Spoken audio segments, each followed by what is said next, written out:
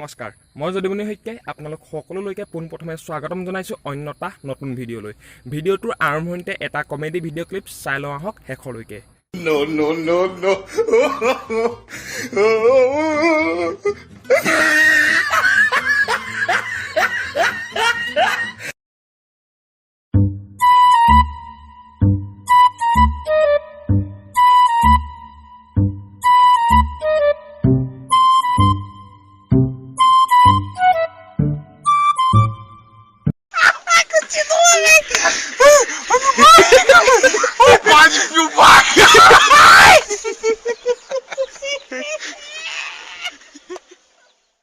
আজি হ'ল 22 আগষ্ট আৰু এতিয়া বাজিছে ৰাতিপুৱা 5:30।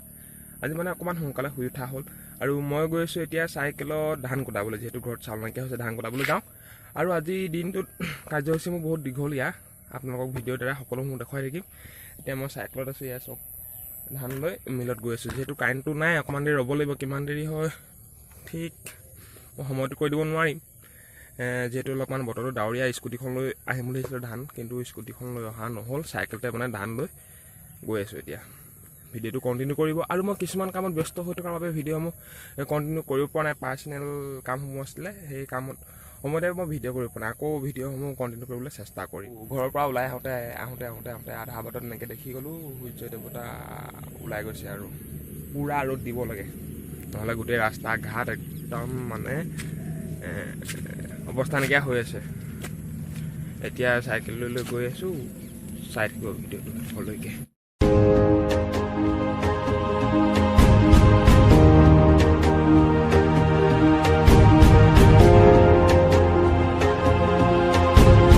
মই ঘৰৰ পৰা আহি এখন LP স্কুল পাই গ'লোঁ। আমাৰ গাঁৱতে আছে স্কুলখন, 10 নং সৰুকছাৰী গাঁও প্ৰাথমিক বিদ্যালয়। আমি সৰু অৱস্থাটো ইয়াতে পঢ়া আৰু অলপমান গ'লে মিল পাম।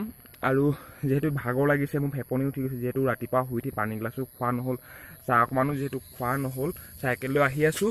স্কুলখন সেয়া দেখিছে আপোনালোকে, আমাৰ গাঁৱৰে স্কুল, 10 নং সৰুকছাৰী গাঁও প্ৰাথমিক বিদ্যালয়।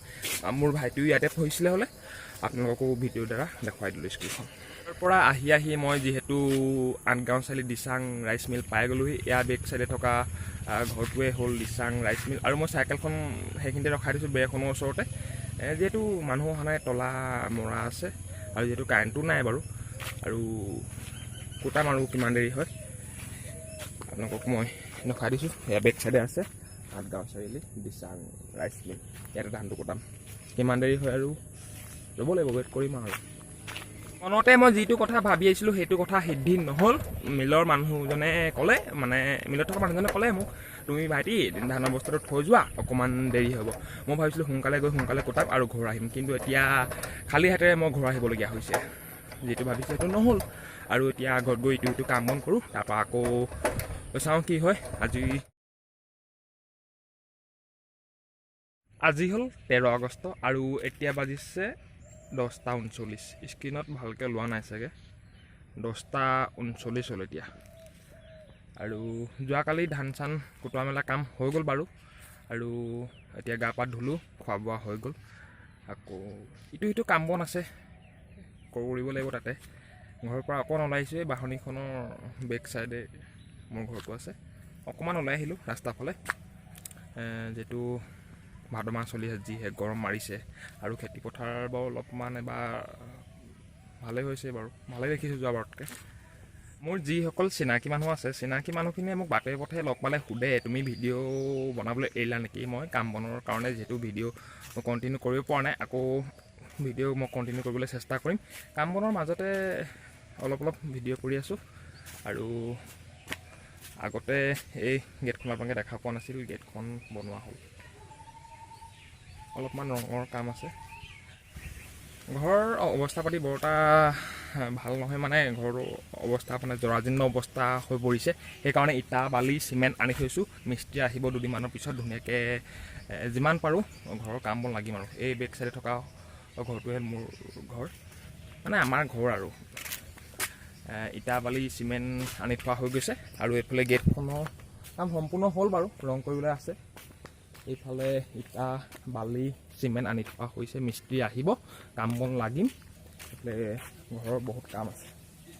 অকণমান এতিয়া ভিতৰলৈ যাওঁ ফ্ৰিজত কি আছে কি নাই কিবা এটা খাব লাগিব ভিতৰলৈ সোমাই আহিলোঁ গোটেই আন্ধাৰ কাৰেণ্ট নাই যিহেতু ফ্ৰিজত কি আছে তাকে চাওঁ ফ্ৰিজ কাৰেণ্ট নাই আপেল এটাকে খাব লাগিব আপেল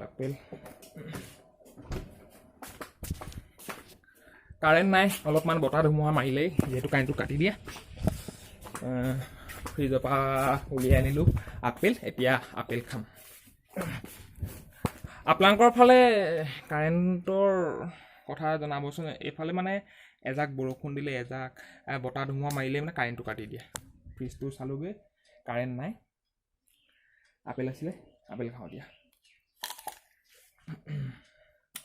আৰু এতিয়া বাজি গ'ল দিনৰ 1:17 হৈ গ'ল মই বহি আছোঁ মোৰ বাহনখনি অকণমান প্ৰব্লেম এটা হৈ আছে মানে এই এক্সিলেটৰডাল মানে অলপমান এইফালে ওলোৱা সোমোৱা কৰিছে এতিয়া ঘৰৰ পৰা অকণমান ওলাই যাওঁ মেকানিকলৈ যাওঁ ঠিক ঠাক কৰোঁগৈ আৰু ৰ'দ দেখিছে ন যিমান ৰ'দ মাৰিছে আজিৰ দিনটো গৰম মোৰ ফেনৰ তলৰ পৰা মানে ওলাই আহিবলৈ মনেই নাছিল কিন্তু নগ'লেও নহয় ওলাই যাওঁ অলপমান ঠিক ঠাক কৰোঁগৈ অলপমান কাম হৈছে এইটো সৰু সুৰা যাওঁ কেতিয়া মোৰ লগত গাড়ীখনত চাবি খুৱাই দিলোঁ অন কৰি দিলোঁ হৰ্ণটো বজাই দিলোঁ এতিয়া গাড়ীখন পিছফালে উলিয়াই লৈ ষ্টাৰ্ট কৰিব লাগে আৰু প্ৰব্লেম এইটোৱেই হৈছে ওলোৱা সোমোৱা হৈছে কি যে হৈছে আৰু দেই